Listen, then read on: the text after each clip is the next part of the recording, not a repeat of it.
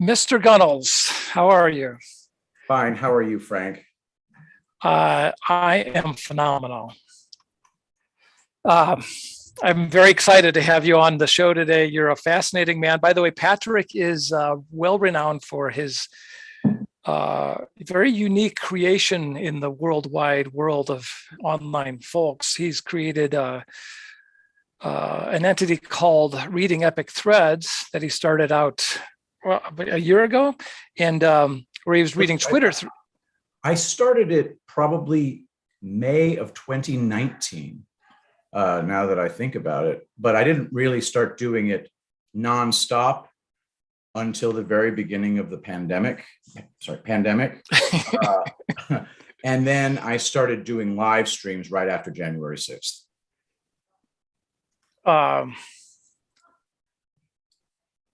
Right. Yeah. So it's about a year. And you can find him, P. Gunnels, on Twitch. That's right. Correct? P. Gunnels on Twitch, twitch.tv/P. Gunnels, Gunnels. Right. And you started off doing Twitter threads and other kind of chat threads. Now you're doing articles and all kinds of things and branching out. You may have Tracy Beans on soon, or her material. I spent an hour last night with Tracy Beans on Telegram. Yeah. And then I found out it was phony, and they were trying to sell me Bitcoin. I felt such an idiot. In hindsight, there were 25 red flags. I just went right past. Oh, I'm talking to Tracy. But so be careful who you chat with on. Then I looked. It was a bogus account. God damn. Yeah. So anyway, we're going to talk about all things ideological. This is the Dogs and Baskets podcast, which seems like a funny name. It's all about ideologies. And I've cut my teeth on ideologies. In the movie Sixth Sense, the little boy sees dead people. I see ideologies. Okay. And I see the ideologies sort of the root of a lot of challenges on the planet right now. You want to take a stab at what you think ideology means in your mind? Thought it was a system of beliefs.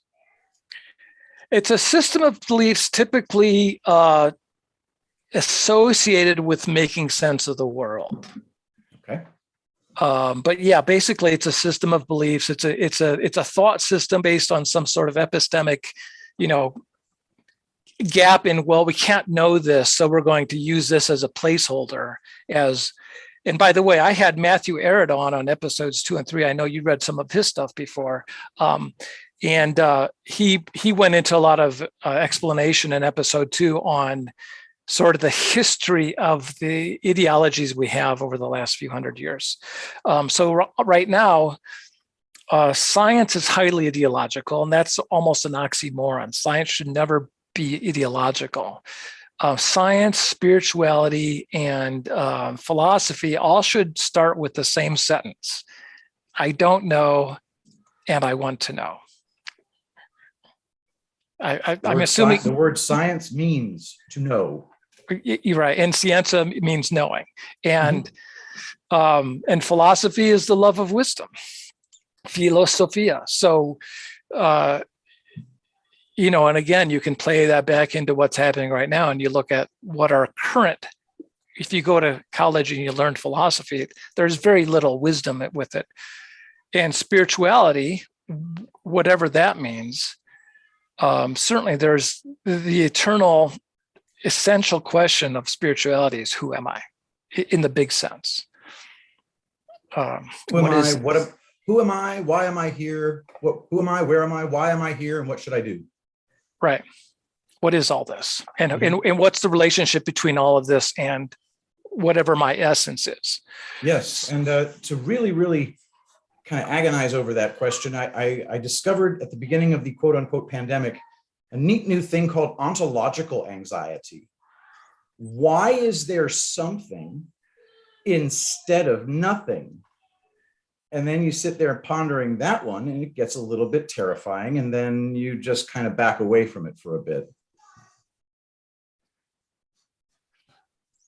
So tell me this, when you say you study ideologies, what do you mean by ideologies other than just being a system of beliefs? Because everybody has systems of beliefs.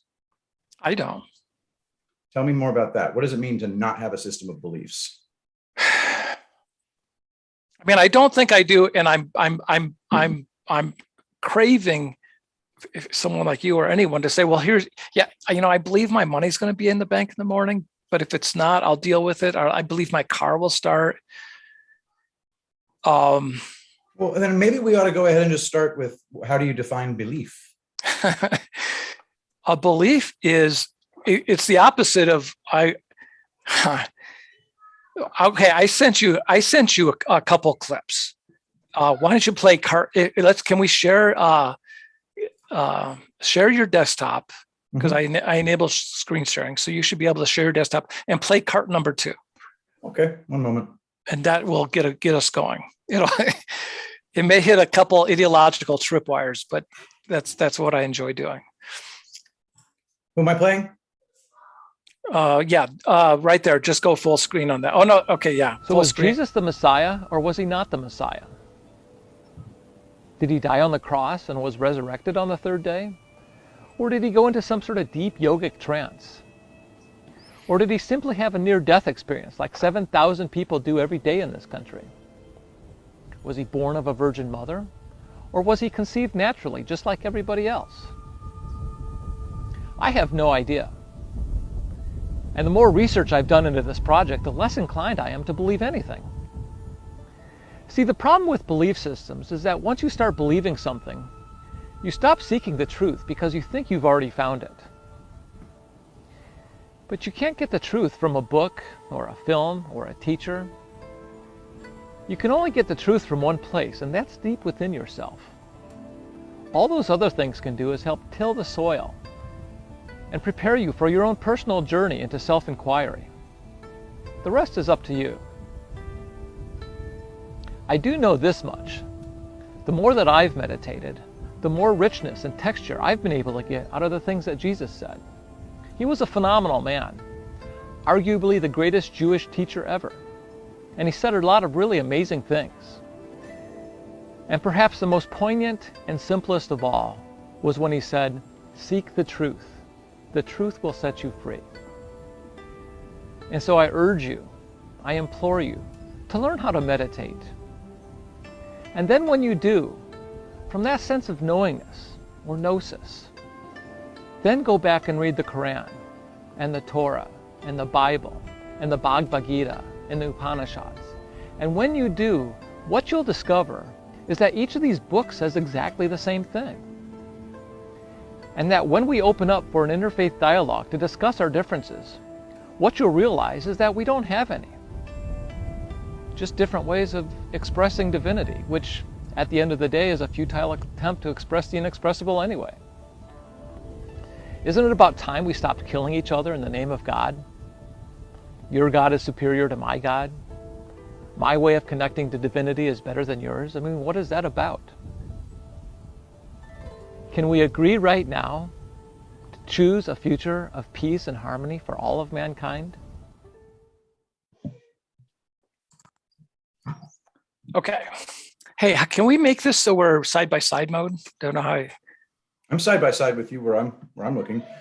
Okay, great.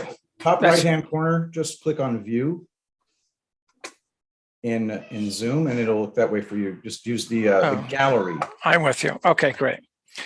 So that excerpt was a film I did 10 years ago called Beyond Belief, which makes a compelling case for how Jesus spent 80 years in India, which is going to trigger all kinds of ideological tripwires with people. And God, you and I can go forever on this. There's so much toil. Yeah, go ahead. So, when you say that he might have spent 80 years in India, would that be a belief? I make a compelling case for I'm trying to think of where to take this. I'm trying to get back to your question about belief, because that's actually an excellent entry point into a conversation. There's two different spectrums I like to look at. There's from theist to atheist is one spectrum that you can say that's the horizontal, and then vertical is agnostic to Gnostic. What is Gnostic? Well, when you go to the doctor, you get a prognosis. Mm-hmm. So So means to know. And knowing, just like science, and just like the word Veda in Sanskrit also has that same know and knowing, and the repository for collected knowledge. Mm-hmm. They're all the same thing. So agnostic is a cheap, my opinion, bucket that people put themselves in when they're not, like when you get your car fixed, you don't want the mechanic to say, well, I don't know and I don't give a fuck. Mm-hmm. That's agnostic. Okay. Like you want a Gnostic mechanic, he may not know. So Gnostic doesn't mean an enlightened master. Mm-hmm. I mean, according to my let's say it this way.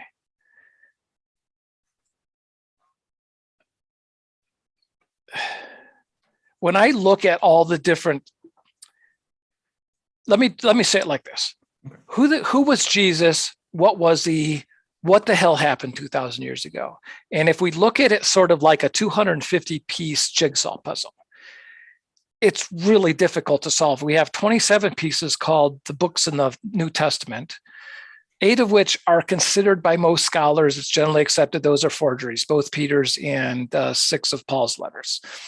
And then on top of that, the Gospels are, we don't know, we don't think we have the original of any of George, John, Paul, and Ringo. I mean, Matthew, Luke, John, and Mark. And Luke and Matthew are derivatives of Mark, apparently.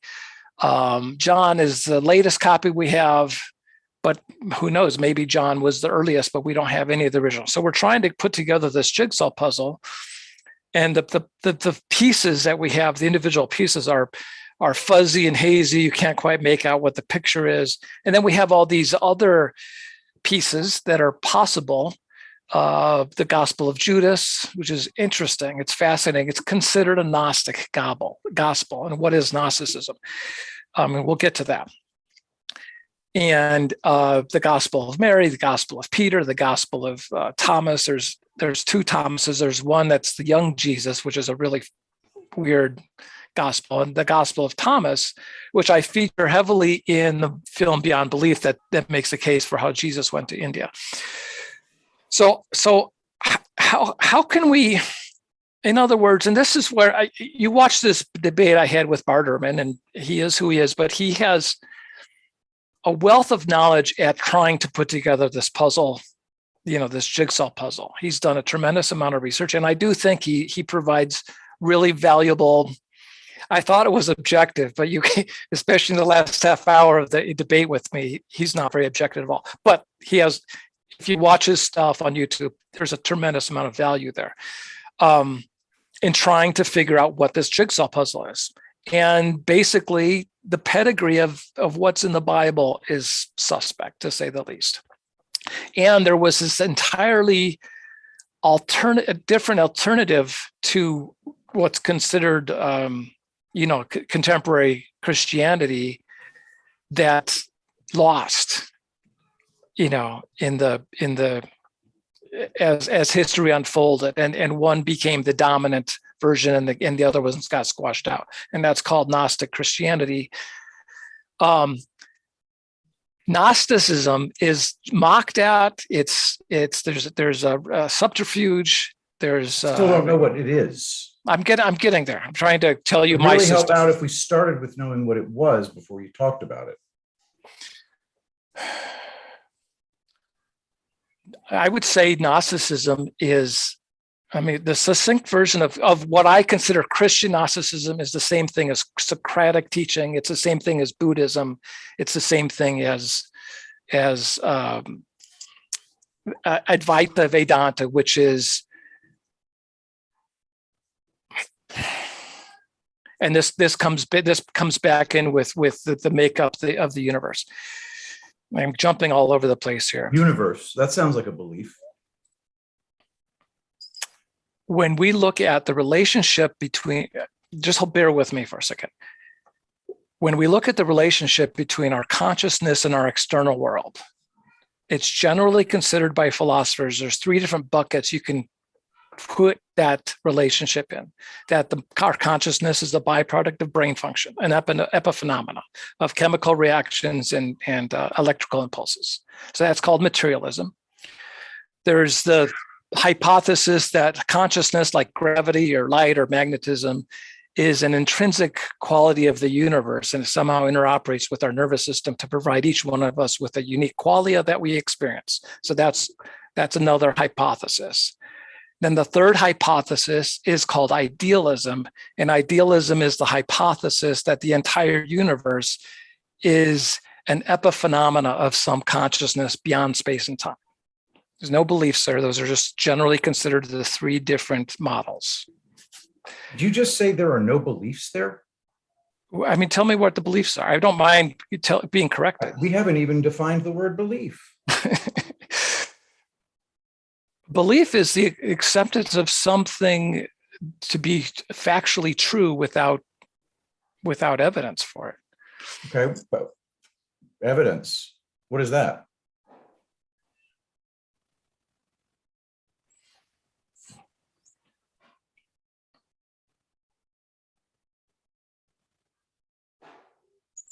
Well, help me out a little bit here. What do you think it is? So let's start with the fact that I think your framework is based upon the idea that you do not accept things without evidence, because ideologies, it would appear now that you have defined ideology as being something that people accept without evidence.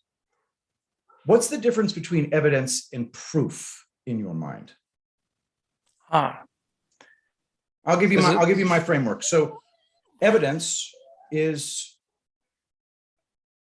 indication that a proposition is true. And then when you get enough evidence that proves that it's true, you have proof. So I've just used the word in its own definition. When it gives you 100%, a guarantee, or some standard has been crossed. For example, in criminal proceedings, you have beyond a reasonable doubt standard of proof. Then we consider this question having been disposed of. So I'm hearing you talking about things like universe. I'm hearing you talk about things like, what is it, an epiphenomenon? I don't know that word. I've never heard it before. I know what a phenomenon is. What is an epiphenomenon? So I can use that word. Epiphenomena it's a byproduct. It's an expressed phenomenon of an expressed phenomenon. What phenomenon is not expressed? Like there's epigenetics. It just means it's something on the outside of the genetics. Okay. So it's anyway. Yeah. So we're just going to go ahead and say belief is thinking something is true without evidence. That's not the definition I use for belief. I would say the definition I would use for belief is thinking a proposition is true when we haven't crossed a certain proof threshold. I would go further to say maybe the only way to know things would be to use the scientific method. In any event, I don't think that you've used the scientific method to prove that there is a universe or to prove a lot of things that you've asserted so far. Am I right? Okay. So the scientific method is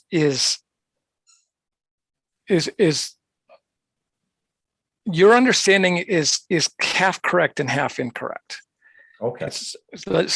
So, and this is very key, because the current framework we have in science, because of my answer to your question, or to bring some clarity here, is that our current framework of science is ideological and a form of institutionalized atheism. So I agree with all of that. Modern science. Modern science is 500 years old as of 20 years from now. 1543, books by Vesalius and Copernicus on the human anatomy and the solar system, respectively, were written, and that's considered sort of the starting line. Then we had Galileo, who's considered the father of modern science. We got Sir Francis Bacon, who revitalized Aristotle's scientific method. It was called natural philosophy at the time. It's obviously Newton was there in the early 1600s. So modern science is 500 years old. In the 1840s, two additions to science were added that changed it radically to the version of science we have today. One of them is scientific materialism, scientific reductionism, which in and of itself, 180 years ago, was not an unreasonable hypothesis to make sense of the world.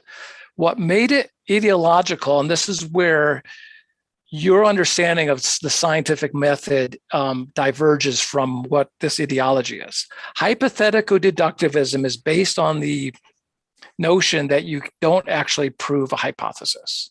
You can only serve to disprove it. And once then you can just hypothesize the negative of your hypothesis, and then you're proving that one. So you're still proving a hypothesis. I'm aware of that. I'm just explaining that most scientists, if you have a hypothesis about germ or let's not even germ theory, what would you call your hypothesis? It's of sickness, of illness, let's say. Hypothesis of illness. There you go, an observed phenomenon. Right. The way scientists have been indoctrinated for the last 150, 60 years is to run your hypothesis through their filter, which is, can we falsify this? Can we attempt to create testable predictions? And that's been created a firewall in between what's considered science and pseudoscience. So anything on the outside of that firewall is called pseudoscience, just because of this ideology. And so because of that firewall, and I'd hate to hit people's tripwires on this, so I'm just going to throw reincarnation out there because it's understood what that is.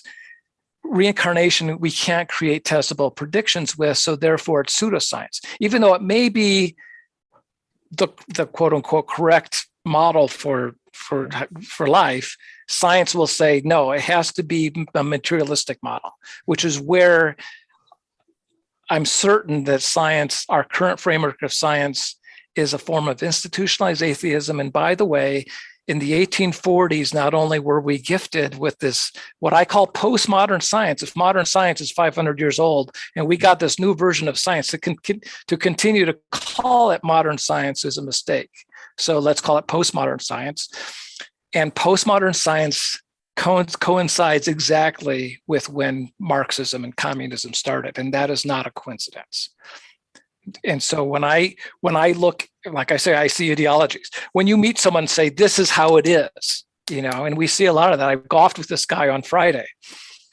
Open-minded, I'm having this great conversation, as I do, about this topic, because I love it. And he's like, oh, I'm so tired of people telling me how it is. Yeah, you're right, and da-da-da. Oh, what do you think about Trump? Oh, that bigot, he's horrible. And I want to have someone who helps everybody, not who's just in there for himself, and the whole Trump derangement syndrome, which isn't really an ideology, but it's certainly a symptom of some ideology for sure. Because when you see, be a symptom of an ideology. Right. So I trace it all back to this Marxism, postmodernism of the 1840s that created this institutionalized atheism that is a substratum underneath all of society. I don't know where I'm going with your beliefs and your answers, but you can see the difference between our postmodern scientific view of observed phenomena and then trying to understand it. You had Bacon, who was a proponent of inductive logic, which I think is more where you're at, and postmodern science is deductive logic.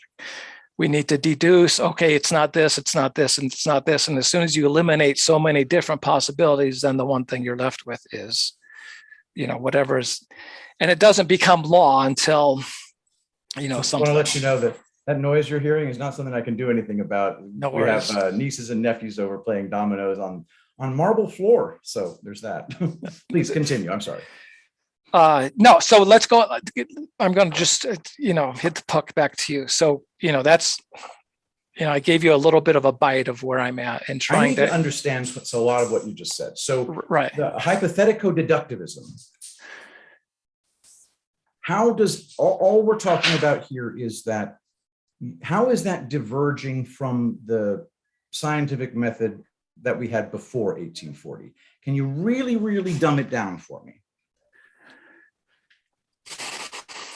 Prior to that, it was inductive logic, which is sort of what you're saying. You observe a phenomena and you observe a pattern and you start to develop a hypothesis and Test the hypothesis. and you test it for positive. In this new version, and you're right, you kind of flip-flop the hypothesis. You can take any hypothesis and, okay, I'll test the negative of it. So let's go back to reincarnation. And like you said, dumb it down. There's a professor, Ian Stevenson at Virginia, who studied reincarnation for decades. If reincarnation is legit, hypothetically, we have to use anecdotal observations because we can't use the framework of testing it for falseness. That's impossible. I understand the concept of unfalsifiability. Right. So unfalsifiable is unscientific. But that was true. That was true before 1840. Unfalsifiable hypotheses were never subject to the scientific method, whether you go with the Francis Bacon one or whether you go with the one that came after 1840. I would assert that most of the premier scientists before 1840, and it waned. I mean, there was certainly a tipping point. There wasn't an event in 1843 at 3 p.m. on July 3rd where they made this. Fair enough. I'm just saying. Fair enough. So, falsifiability of a hypothesis is inherently unscientific, and always has been. We're going to have to. We have to get there. That's how we have to move forward. And I don't think that's a belief. That's just logic. Prior to 1840s, the preponderance of scientists accepted the idea of vitalism as an explanation for life. What's vitalism? Vitalism is the hypothesis or model or paradigm, whatever you want to call it, that life is an intrinsic, invisible, immeasurable energy, animating force.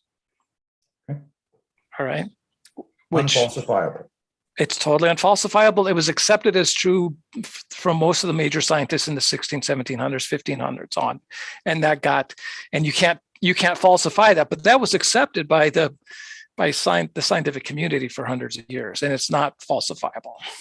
That's an example of that. And if vitalism is the correct model, which I'm convinced it is when I look at holistically at all the different options, and we want to adopt science or alter science to adopt that, we're going to have to come up with a scientific model that operates on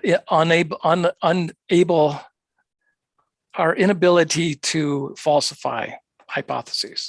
Correct? I mean, if that's the correct model, how are we going to? Did I just hear you say that you're convinced that the vitalism paradigm is the correct one? When I look at I'm convinced Gnosticism is the correct version of Christianity. I'm convinced that vitalism, and these are all and I'm convinced that a reincarnation is the major driving force behind all evolutionary biology. All of these things are actually the same thing in my understanding. Now, and it's a testable prediction. Okay, so vitalism is a testable prediction? Not under the postmodern science. The pre-modern science or the modern science. How would you design a modern science test for the vitalism prediction? And just in case anybody forgot, vitalism is the idea that life is an intangible property. It's an animating force behind all biology. Life is energy. Physics tells us we can never create or destroy energy. What does physics tell us? Come on, don't bust my balls too much here. I'm just saying. You started by saying you don't have any ideology, and I'm hearing all sorts of beliefs here, things that you trust.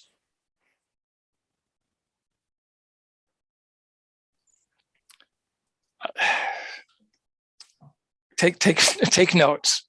Okay. I mean, you're completely fair with this.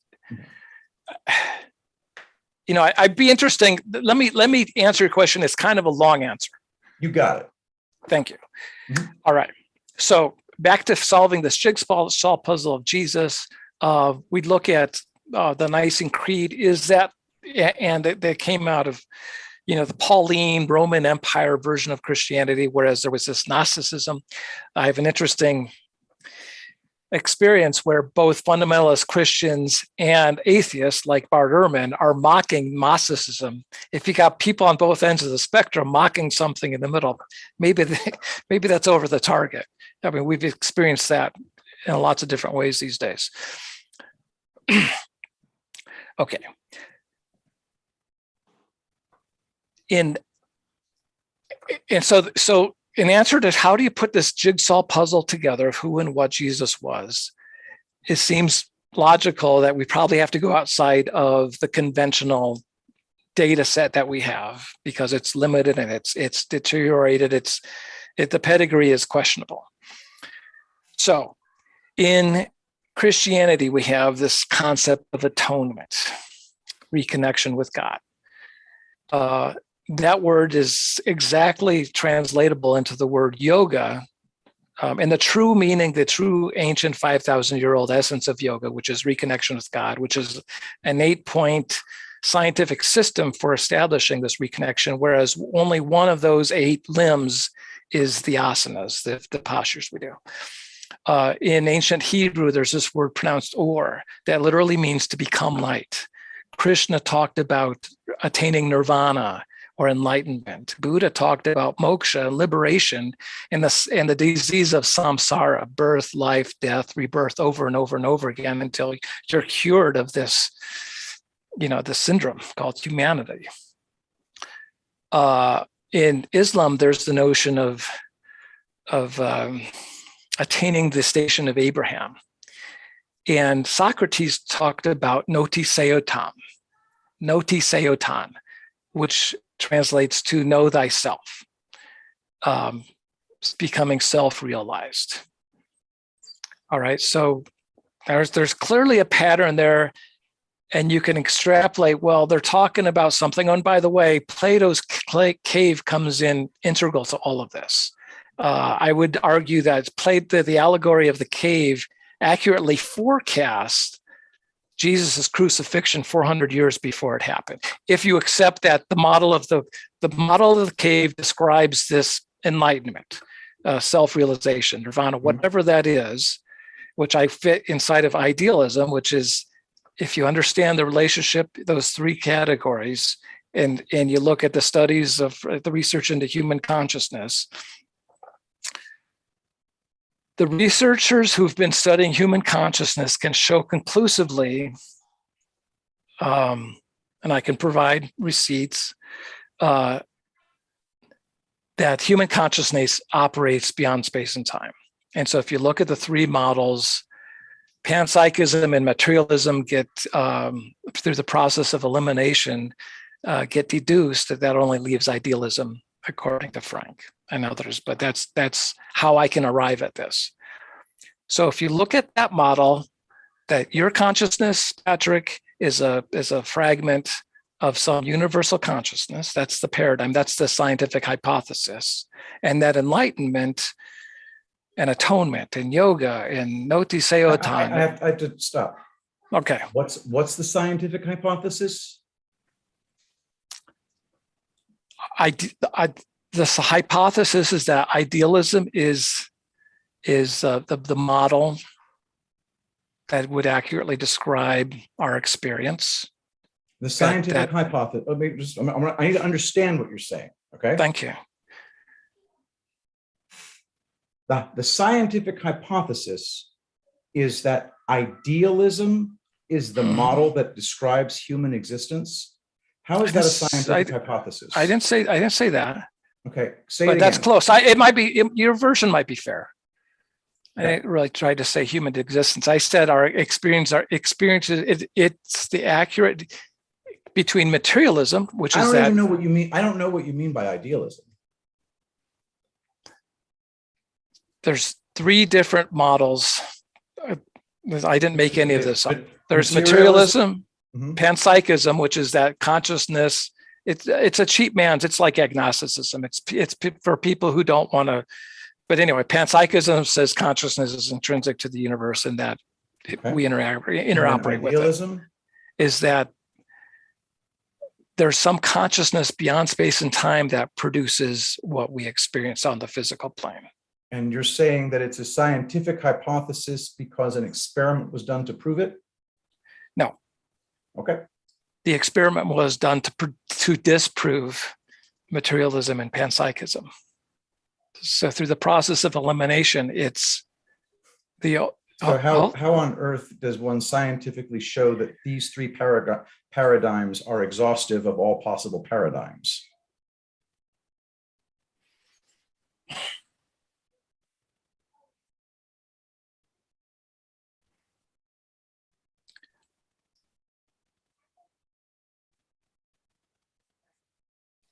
I'm happy to entertain any other options. I'm not fixated on that. This is just generally considered. I prove, just think about it from a logical standpoint. Right. I can prove this, and I'm not speaking as myself here, I'm just throwing this out there. I can prove that idealism, that consciousness exists outside of space and time, is true because it is one of three paradigms, one of which must be true. I will then disprove these other two paradigms, therefore this is true. That's not very scientific as far as I'm concerned. But that's not my scientifically and that's not my testable prediction. Oh, okay. Sorry, please continue. Right. This testable prediction is enlightenment. I don't know what that is. I know, but nobody does. Okay. No, Then how is we it a don't. testable prediction? Well, it's better than that because let's say, Patrick, you got enlightened tomorrow. All right, whatever that is. I know, whatever that is.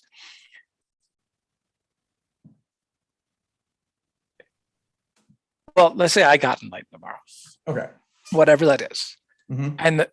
And you and I hopped back on Zoom and had this conversation. And I say, hey, Patrick, guess what? And you said, show me. Mm-hmm. And the joke, hopefully you'll get this. The joke is show who? Oh, I get it. Yeah. Oh, you do get it. Right. There's no spoon. If there's only one, who do you share with? There's no one to share with. It's God's biggest joke. Okay. Okay. You totally get it. So you understand. So it's testable. And I don't, Whoa. Still, we're not at testable. I don't see how testable. I can't even identify a hypothesis. Well, so you've got this model called idealism, and I get you're actually, this is fun for me. Okay. Although you're making me a little uncomfortable. No, it's fine. I love it because I like being pushed, but not badgered. Mm-hmm. But I hate asking for an a priori presupposition because then I'm being ideological, but just give me a flyer here and let's assume for the sake of... I will beg the question with you. Let's do it. Let's assume idealism is the hype. Let's assume it's the correct model, that our universe is an expression of some consciousness beyond space and time. Okay. Your consciousness is a fragment of that consciousness. Okay. Why can't you levitate that sign on the wall behind you that says Epic Threads? Good question. Right, because I'll just go ahead and I'll play along because I'm only a fragment of this consciousness.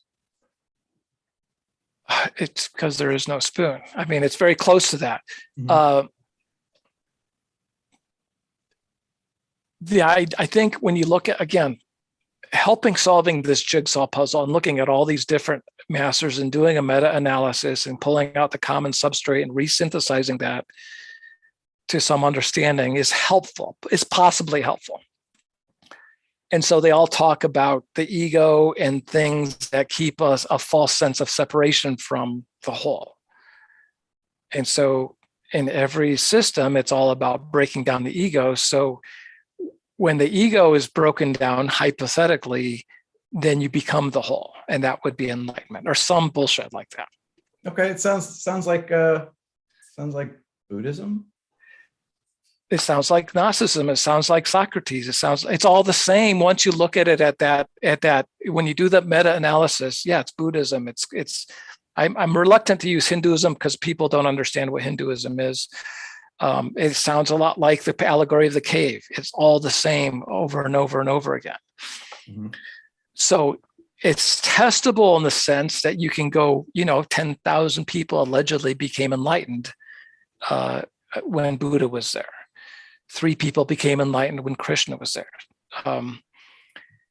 Jesus, according to some stories, went off to India, became enlightened, came back. He freaked everybody out, and they, and if you look at the allegory of the cave in the context of Jesus, and in the context of enlightenment, it makes complete sense because it says when people try to come back into the cave and help people exit the cave, they kill them.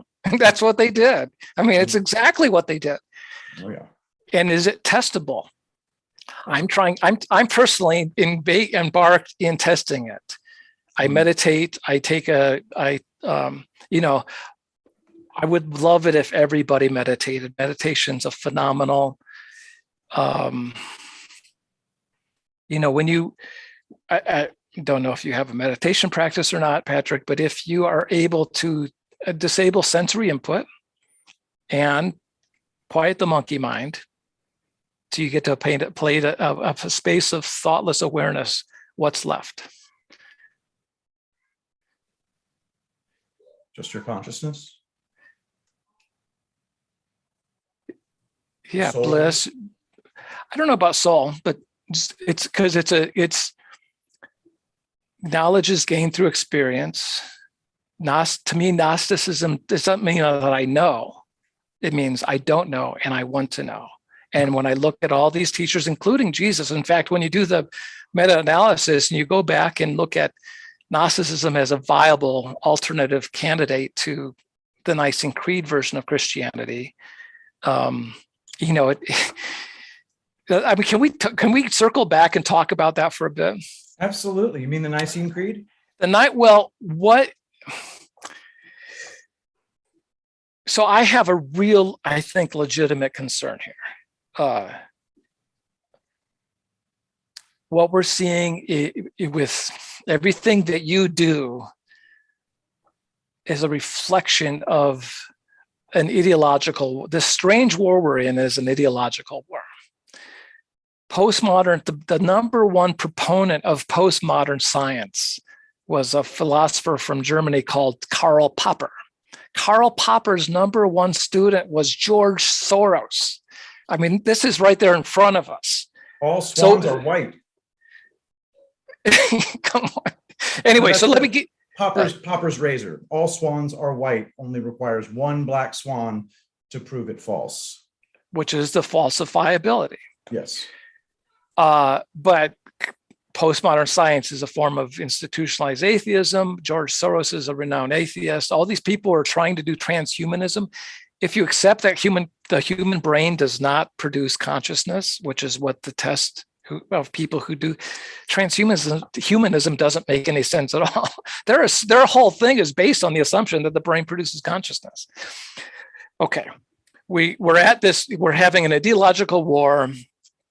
The fault lines in society are all based on ideological differences. I have 4 laws of ideology. I'm just some bullshit, but the four laws of ideology. Yeah, 4 laws. Ideologies are inherently divisive. The people who believe in it and those who don't. One ideology tends to beget an equal and opposite ideology, because so you have. We'll get back. I think that makes sense to a lot of people. Yeah, it might be a corollary of the first law, but please continue. Sure. They all may be correlates. The third one is anywhere in society where we see organizational ideologies, we're guaranteed to see institutionalized bigotry, with bigotry being defined as a lack of tolerance for non-like-minded thinkers. Okay. And the fourth one is that anywhere in society where we see ideologies, we're guaranteed to see devolution. That not only do ideologies put sort of a cap on, this is the one that not only do you have a cap on what can and can't be known and how far we can go, it just kind of puts a glass ceiling there. But every place we see corruption within the ideology. So that all said, what scares the crap out of me, then there may be a belief if there's a fear. Maybe it's not really a fear. There's beliefs all over the place. Any epistemological framework has to involve accepting some existential choice that gets made that you can't prove one way or the other. However, I don't want to badger you with that. I think that I would hopefully challenge you to come up with a rigorous definition of ideology that would actually fit what you're describing, because I think I have an idea of what you're saying, but I think we're also kind of having trouble with some definitions here. Like when I say ideology, my mere saying that I think I know things because of the scientific method, I call that an ideology. Correct. I would call that ideological. Right. But at the same time, and that could divide me from other people, obviously. But please continue. I just wanted to point that out. I think enlightenment is, when I look at everything, it seems like the ultimate truth, knowledge of the self, is a reasonable, rational hypothesis. Then I'm testing it, and my body is the laboratory. Okay, so my legitimate concern here is we see everything that's going on with, devolution and Q and Marxism, postmodern neo-Marxism and cultural Marxism, everything going on, that when this thing flips, the boomerang's going to go too far back the other direction. And I see this from General Flynn to Dave Hayes to a lot of people who are making this about Jesus. And I would call myself a Christian, but most Christians would say, well, you don't believe any of this. You can't be a Christian. I'm like, wait, what? So my assertion is that the Nicene Creed is the mother of all ideologies. That without the Nicene Creed, we don't have Marxism. And if you want to get to the root cause, we need to, apply some critical thinking. And actually, it's a legitimate question. There were two legitimate, let's say, forerunners to the correct model of Christianity, Gnosticism versus Pauline Christianity. It's not an and I really wish I was better at the Socratic method, because that's actually what Socrates did, was to get people to examine their own ideologies. And I have this, let me see if I can share something here real quick. Hey, where'd it go? Fuck it. I thought it was up. I think would you agree it's a fair question? Is the Nicene Creed the version of Christianity that's, what would you say, the correct version? Yeah. You bet. I would absolutely say that the Nicene Creed is an ideology. And it's possibly not what Jesus intended for Christianity. Oh, sure. I will. Okay. I can't claim I have special knowledge of the infallibility of the Nicene Creed. Okay. So that's great. And so how do we go about beginning that conversation? Mm-hmm. The Nicene Creed is an incredible outlier in the, like I said, in this meta-analysis. You look at Socrates and Christian. Outlier from what? Outlier from all the other world philosophies? How does it outlie? Because it's entirely based on, let's say, some radical beliefs. They're not just beliefs, they're fairly radical. Jesus is God, which in Gnosticism isn't that much of a twist. Like if you look at it from the Gnostic perspective, I don't believe in either the supernatural or the paranormal. I just think that science needs to be expanded to include these phenomena that are outside of what we consider to be natural or normal. When you really think about it, that's basically just using language to reduce the supernatural out of existence. And I don't have a problem with that. If you want to call everything that is to be part of nature, I can respect that and I can work with that. I'm just saying it really is not changing much just by saying, I don't believe in the supernatural because the supernatural by definition cannot exist. But I would flip it opposite of how you said it. I would rather say, instead of dismissing supernatural abilities, if you've listened to all these things I've said, it's the other way around. Human beings are supernatural beings. Jesus wasn't unique in that. In fact, my good friend Alyssa, we were watching this. There's a crowdsourced series called The Chosen about Jesus, and we're watching the other day. There's this loaves and fishes things, and I'm looking. I'm like, what's the big deal about miracles? I don't like why, because that's not what I look at. Jesus, he's an enlightened master. Miracles are a dime a dozen. Mm-hmm. Why are people getting hung up on miracles? And when you look, I really gotta. I'm sorry. What's going on here?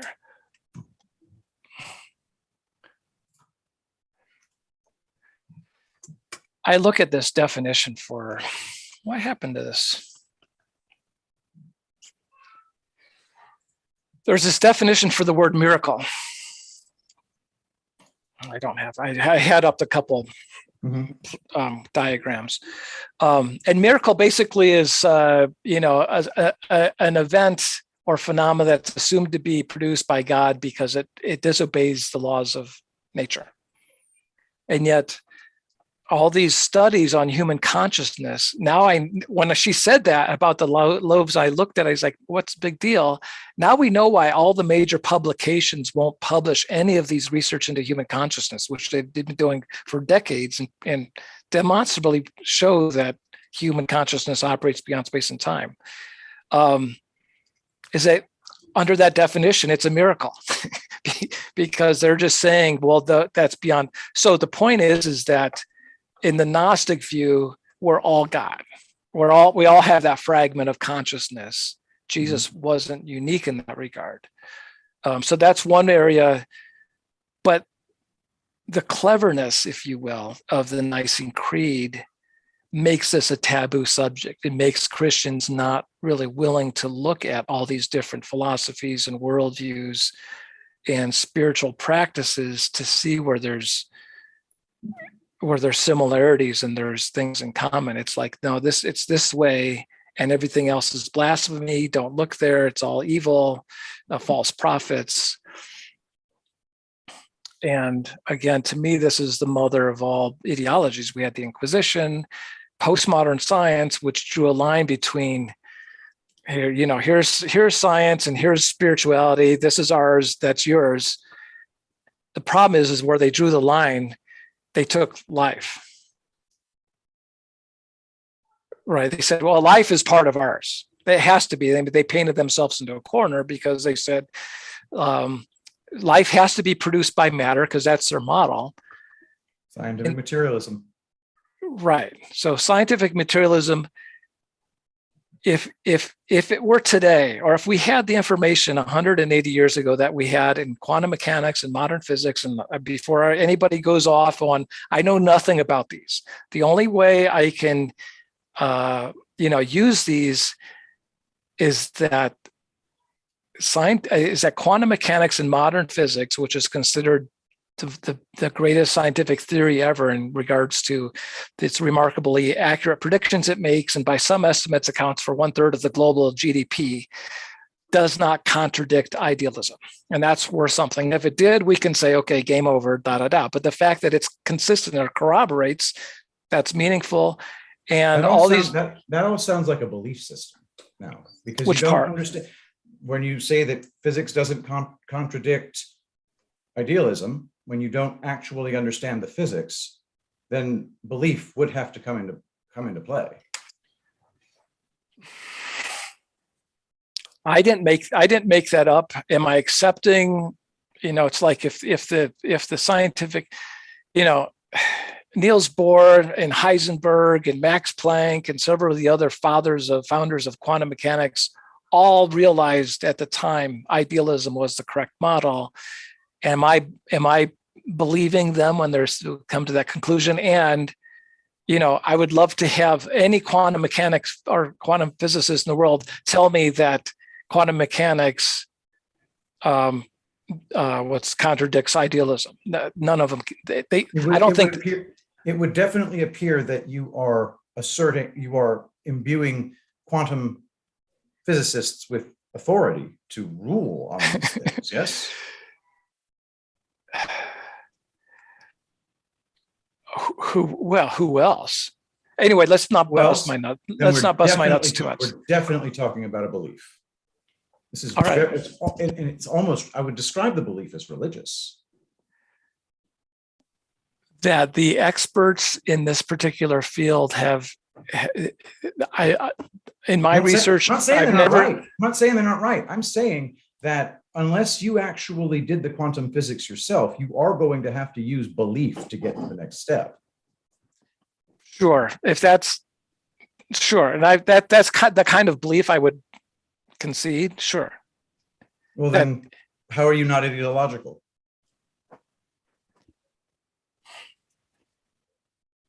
I'm not ideological. I'm not ideological. I mean, answer your question on the premise that idealism is a testable hypothesis that's corroborated by all these things, but that's irrelevant. But that the hypothesis is that any human can attain enlightenment, and I'm attempting to test that hypothesis. I don't think that's ideological. It could be, and I don't care if it is. My problem with I had this debate with Ehrman a couple weeks ago, and he kept wanting to put me into a number of different ideological boxes because then he knew how to pounce on me. And at the same time, he could put his ideological materialism, atheism, right? Like is ideology like a spectrum? Well, he's a scale 10 and I'm a scale 1. You get what I'm saying? Like he wants to make it a level playing field. I'm barely ideological and he's hyper. Here, let me just put it to you this way. Yeah. If I think that quantum physics and quantum mechanics are entirely fictions created by charlatans who claim to be scientists, then I would definitely say then that those who are proponents of quantum mechanics and quantum physics would be strongly divided from me and others who believe the way I believe, and therefore the quantum physics and quantum mechanics paradigm would satisfy your first law of ideologies.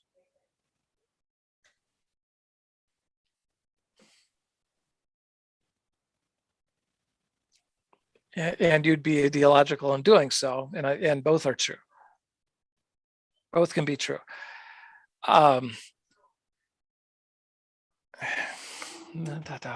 Bear with me for a second. I swear I did something.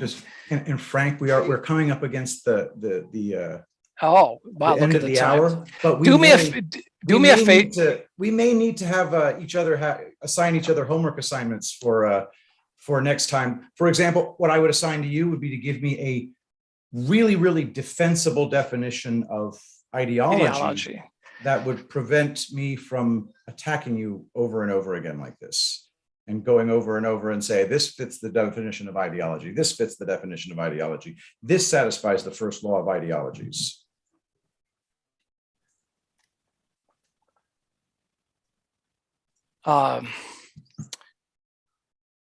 I would love it. Yeah, I'm all for that. I mean, awesome. This is actually, I would,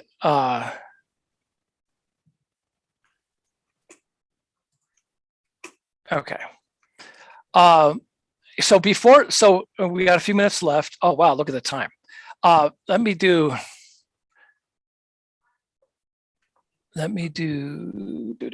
share screen. Okay. All right.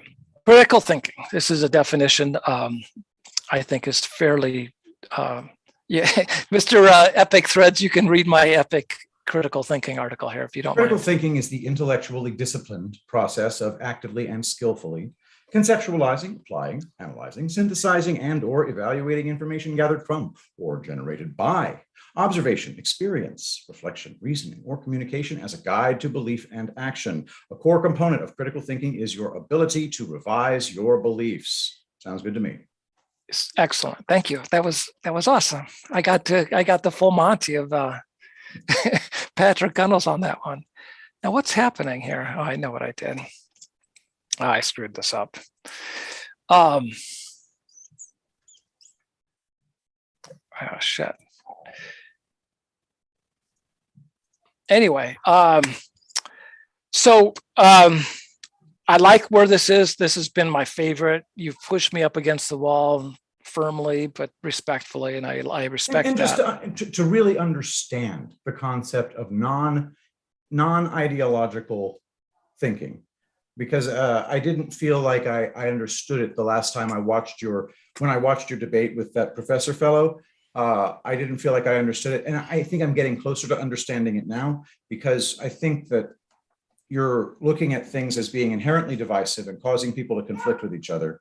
And I think I'm getting closer to understanding it, but without a really, really strong definition of what an ideology is, I'm not there yet. But I do look forward to talking about it again. Excellent. And if you have time, if you don't mind, I would ask that you play cart 1. I think it's about 2 minutes. And cart 1 in the email I sent you. Now, Gotcha. what this is it's Bart Ehrman, who, like I said, is a biblical scholar. He was raised Episcopalian, was a born again Christian in high school, became this evangelical fundamentalist, went to Moody Bible College, and then Wheaton, and then Princeton Theology Institute, and then he became atheist. But he learned ancient Greek and Latin and Aramaic, and read all the ancient texts. And he's a wealth of knowledge about the pedigree of everything that's in the Bible. And it's highly, if you watch it with an open mind, it's highly suspect. But anyway, in this bit, and if you watch this bit and then go watch the debate, it's unironically ironic, because he's really contradicting himself. And with that, I will, and we can sign off after that. Thank you. All right, so let me go ahead and put that in there. Oh, I cannot screen share while the other participant is sharing. Can you unshare? Oh, I can do that. Oh, I can. Yeah, I can. Sorry, I'm being a dumbass here. I'm new to some of this. Now can you? Okay, perfect. And thank you very much. It brings a new sense to the world at the time, a sense that there's one religion, not many. There's one way to God, not many ways to God. There is one truth, and we have it, and you need to subscribe to it, or you will roast forever. Was Christianity a triumph? My view, I think it's complicated. There's no way really to answer this. All of us are massively grateful for the Christian culture. We should be. If we're not, we should be. Not for everything about Christianity, but for the Christian culture, if nothing else. Without Christian culture, we wouldn't have the literature we have. As I said earlier, no Chaucer, no Milton, no Shakespeare. We wouldn't have the music we have. Bach, Mozart, Beethoven. We wouldn't have the artwork we have. Michelangelo, Leonardo. I mean, we wouldn't have. There would be other Michelangelos and Mozarts and Miltons. There would be others, but they'd be completely different. We owe a great deal to this culture that emerged, that developed through the Middle Ages down into the Renaissance and on. So all of us really should be grateful for that, I think. At the same time, we lost a lot.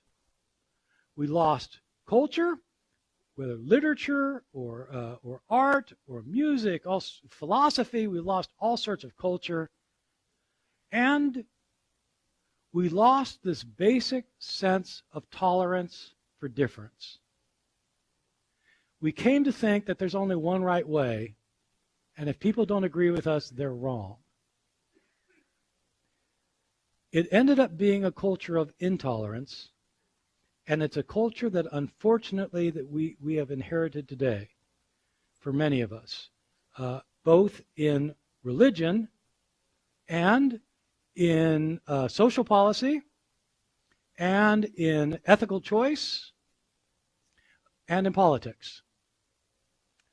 That, I think, is probably the most unfortunate inheritance from early Christianity's triumph over the Roman Empire. Thank you very much. So if you watch that and then go watch the last 30 minutes of the debate with me, it's so funny.